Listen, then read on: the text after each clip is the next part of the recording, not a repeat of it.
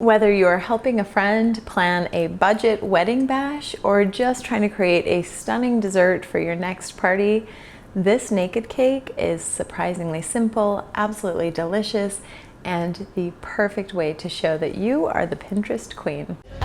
Get out, get away. I am not a trained chef, but I am a full-time foodie photographer to be exact. I've created a six-figure career from my kitchen table. Come on into my studio where we'll cook not just good food, but gorgeous food. I'm Brooke Lark, and this is how to cook like a food stylist. Yeah, yeah.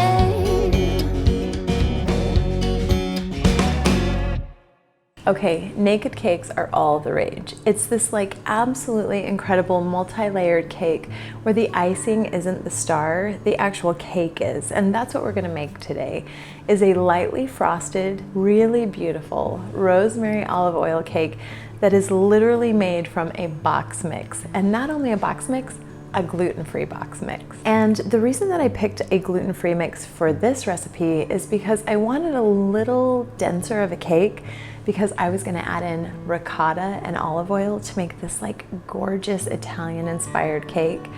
Absolutely delicious, and we also stuck rosemary in there, so stay with me and I'm gonna give you the recipe on my website. Okay, so the cakes are already baked, and I'm gonna go ahead and just jump right into how we're gonna layer and decorate this cake. The first thing that you need to do is make a nice batch of buttercream, and I always tell people that the secret to buttercream is the first word, butter. If you are using a pound of powdered sugar, you need a half pound of butter. Butter should always be a primary ingredient in buttercream. So what I've done is made this super whippy, almond scented buttercream.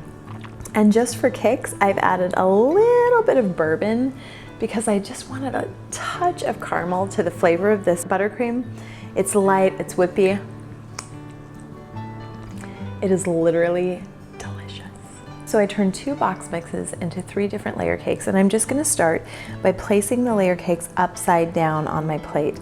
And the reason that I put them upside down is the top sometimes bubbles a little bit. I want the cake to be as flat as possible. And so if there's not a crazy rise, I'll actually flip it upside down because we always just get a little more flatness. And so we can create that beautiful layer that we want in our cake. Then we're gonna go ahead and frost every layer. I love this because we're gonna spread that frosting in the middle between all of the layers, just like you want the icing to be. But then the outside of the cake is going to be frosted very, very lightly. And for that top layer, I like to put the rounded side up so that the top of our cake has that beautiful look that we always like on top of the cake. So I'm just gonna make sure that all of the edges are evened up, and then I'm gonna frost very gently around. And this is an imperfect art. I just want the very edges to be covered by frosting. Imperfection here is beauty. Embrace it. It does not have to be symmetrical. It does not have to be even. In fact, the more artsy that you get with these cakes, the more beautiful they look. Okay, I'm just gonna go ahead and give this a final spin. Make sure that we have a nice flat crumb layer here.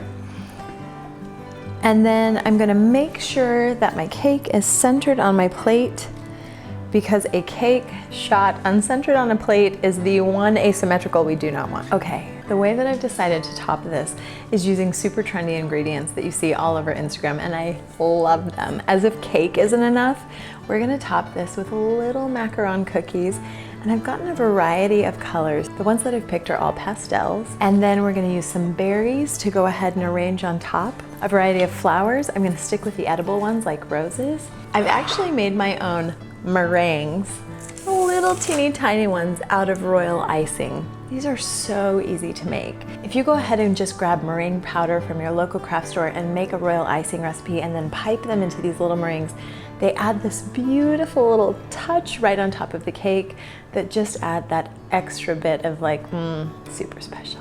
What I'm gonna do is decorate the center of my cake so it's slightly higher than the edges, but I'm just gonna start piling and arranging all of these really fun toppings so that it looks like cake on the bottom, party on the top. Okay, I think that she is ready to go. The thing that I found about these things is you can tinker forever.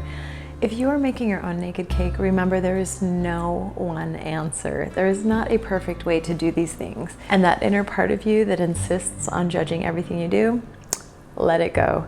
This cannot be perfect. Anything that you do is going to be exactly awesome. So embrace it, create something beautiful, tinker until you're ready, and then get ready to serve. And in my case, get ready to shoot.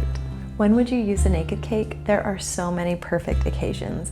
Whether you're helping a friend throw a DIY budget-friendly wedding, or you're just throwing a backyard party. You know I love the backyard parties, and you do too. You can show up to any potluck and be the absolute star because these simple cakes look gorgeous everywhere.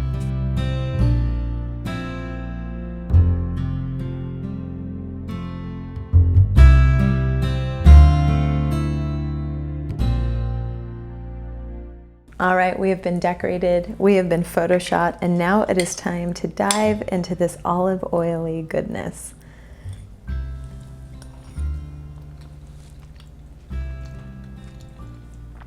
I love olive oil cake.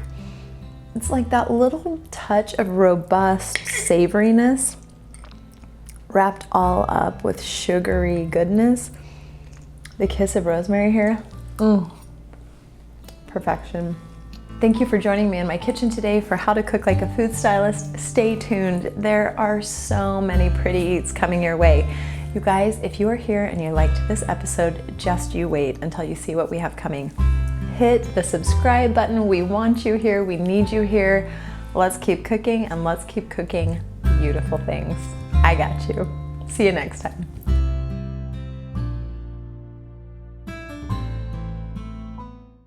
Welcome to a special edition of How to Cook Like a Food Stylist. Just before this episode, I actually filmed one of my Instagram IGTV episodes on cocktail confessionals, so I am a little bit loaded. Okay, I am a lot bit loaded on tequila and vodka. So bear with me. Okay.